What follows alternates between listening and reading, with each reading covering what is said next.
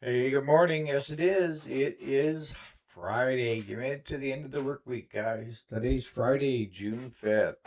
So, what are we going to talk about today? Well, I talked with another parts manager from a farm dealership, and one of the things that came up was sourcing parts. And he said, "You'd probably be surprised where I sourced them." And I said, "I probably wouldn't be, but all right, hang tight."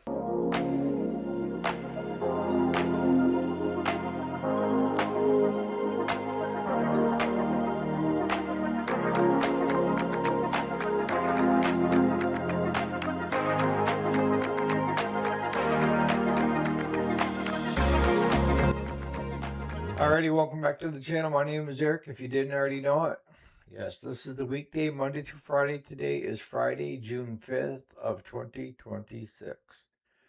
Sourcing parts can be a pain in the backside, okay? Because you have to weigh out.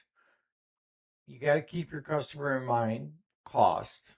If you're a reputable shop, you have to be thinking about that, right? You have to think about delivery.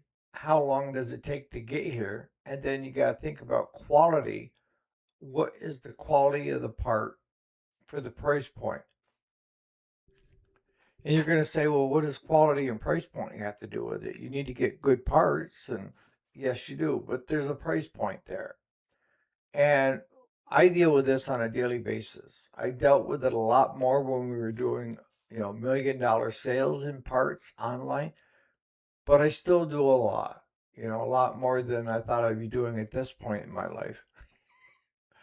But the fellow that stopped yesterday is an old friend, and he's a retired, and he worked at a John Deere dealership.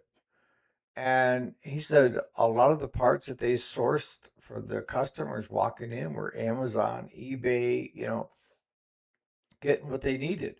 And that's the name of the game. If you're a parts manager, it's finding, getting, and delivering that part to your customer as quickly as possible.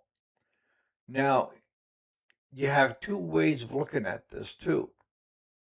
You got the one way of being the parts manager of that's all you do is buy parts, bring parts in to sell to customers that are walk-ins or online like I did, right? But then you have the other of where you're sourcing parts for the shop to put on customers' machines. But you have a third source too, and that's you guys out there that don't run shops, don't have online businesses. You're just looking to source the best part for the best money and quality for your own stuff. And that's probably the biggest thing that I see going on right now is, you know, learning how to do a parts lookup is not hard. And finding the correct part sometimes can be difficult. We have all the distributors for the OEMs. That's the most expensive ones. We are carriers for the aftermarkets, and there's two main ones. And we also source direct from China. And when I say from China, I mean through eBay or Amazon. If it always makes me laugh because it says, housed in a U.S. warehouse. That's usually bull crap, guys. That's just another ploy to get you to order from them because you think you're going to get it quicker than if you did from somebody that's selling it for $5 more that is actually in the US and you can get it in 2 days. So there's a lot of things that go into trying to find out how to get the right part for the right money. And so I look at first cost. How much is it going to cost? Is the cost worth the effort? Then I look at delivery time. How soon do I need it? If I've got a shop with 5 or 6 mowers that are needing parts, my better bet, and that's what I usually go with, is I'll go with either the OEM or the aftermarket, pass the cost on to my customers because they want their stuff back quicker and have it here in just a day. If time isn't of the essence, then I'll look at Amazon and eBay. Used to be Amazon, I could get it here in 2 days, but even Amazon is relaxed. Their Amazon Prime, you're not getting stuff in 2 days.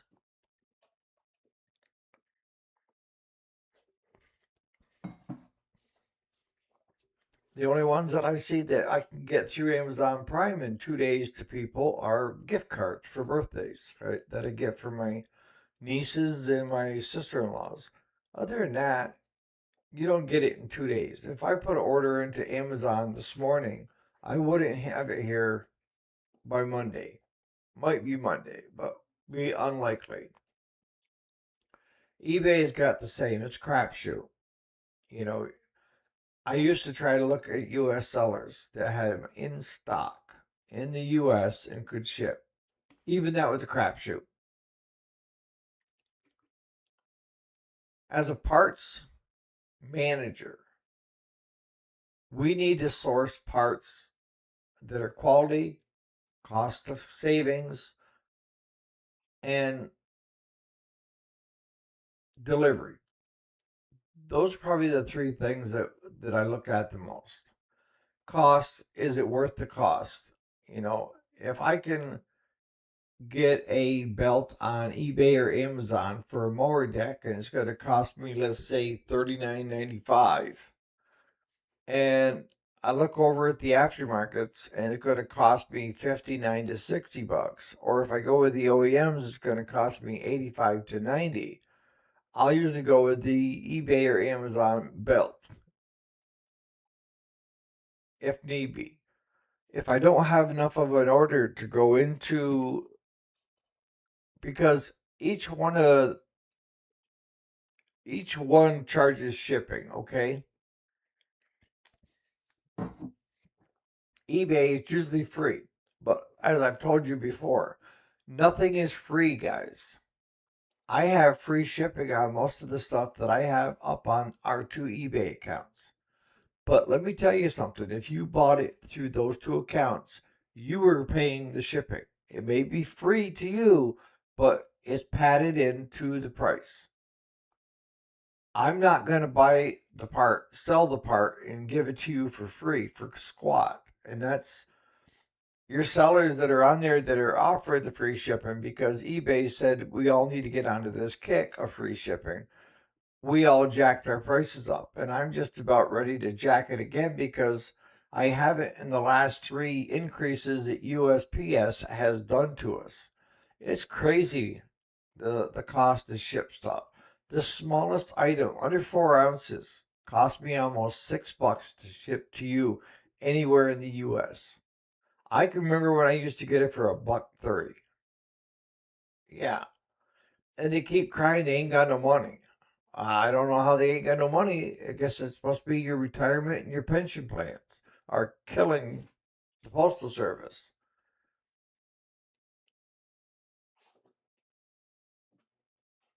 You have to, it all depends on how you're going to go about it. I guess the first thing is if you're a do-it-yourself or homeowner looking to buy parts, the biggest problem you're going to have is getting the correct parts. And I see this all the time. When we're selling parts on eBay and Amazon big time, we'd have people order a spindle from us, get it, and then send us a message saying it's not the right size. We're sending it back. And in every one of my descriptions, it always said if you're unsure of what the part number is or the part that you need, feel free to reach out to us through eBay messaging. I will do the parts lookup. All I need is the model number, make, model, and serial number off that machine. If it's an engine part, then I need to know what the engine is, what the engine model number is, and the serial number.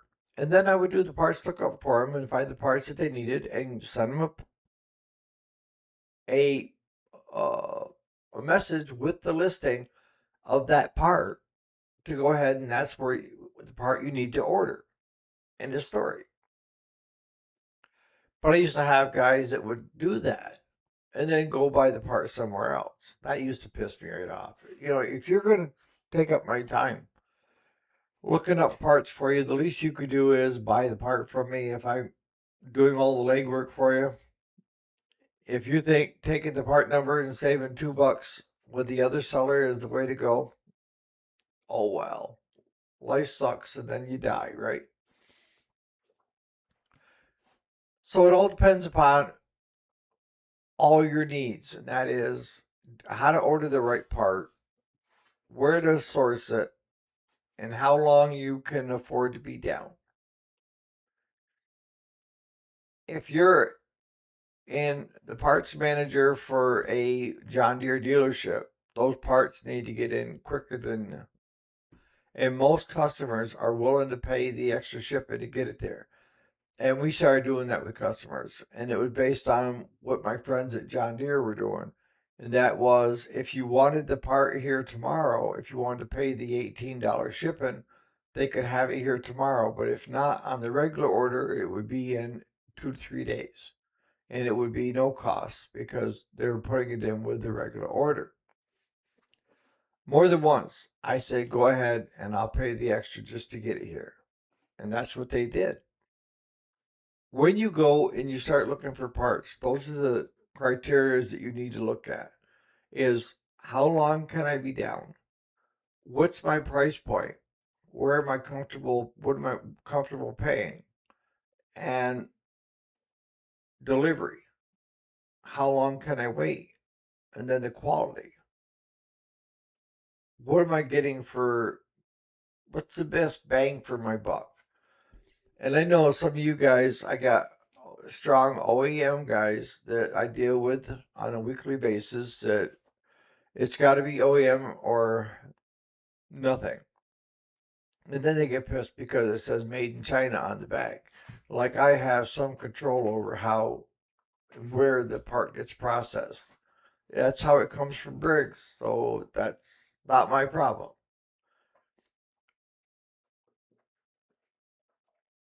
So I would say probably the most important thing would be is learning how to do your own parts lookup. And that's fairly simple because if you take the model off the mower and punch it into Google, put the model number and then put parts diagram and hit search. And you will find like parts tree, jack small engine, they'll all pop up with schematics. And you simply, if you need a deck spindle or a deck belt, you just simply go to the deck schematics and zoom in a little bit and look, and it will show, like if you have two belts on a deck, it'll show the two separate belts. And they'll be numbered. You click on the number, it gives you the part number. From there, you can just take and highlight that part number, jump over to eBay or Amazon, and if that's where you buy from, and then just go ahead and order that part. Easy peasy. But what I can tell you with a lot of your shops that are unwilling to do sourcing outside of aftermarket and OEM, their biggest problem that they're falling into is back orders and no longer being discontinued, because the parts, the manufacturers are not manufacturing the parts for those units, I think, over 4 years because they know that by then the Chinese will re engineer it and they will be selling the same part as Briggs or, Murray, what have you, John Deere. It doesn't take long for the Chinese to figure out how to do it, but most times, they don't have to. These companies give it to them while they're making all the parts that they're selling to us under the OEM brand. You see what I'm saying? So the next time you feel like you want to kill your parts manager at your local repair shop, don't. He's trying to do his best. And if his boss says you have to stay within the aftermarkets and the OEMs, expect long wait times, discontinued items, and back orders. Those are the three biggies that most shops run into. You come to my shop, and I'll check the OEM, the aftermarket companies, and I will also check eBay and Amazon and my other little consortiums to try to find the part you need. Most other shops are unwilling to do that because they associate eBay and Amazon with junk, and it's not. There's a lot of good parts out there. There's a lot of dealers that are going out, getting older and trying to sell out, and have got their stuff online just to discount it and get rid of it. And you get a lot of new old stock. That's what I'm pushing right now is a lot of new old stock just to get it out. I mean, I've still got 10, 12-year-old hydro gears sitting here. They used to sell for $800, $900, and now if you get a couple hundred, you're lucky. In the comments, what do you think about it? I mean, do you have a problem if your local repair shop sources from eBay and Amazon? Or are you true blue OEM and that's all you want in your machine? So on that note, you guys have a great Friday. As far as I know, there's not a whole lot going on this weekend. We're still loading cattle and doing our thing at the shop, staying busy. On that note, you guys have a great Friday.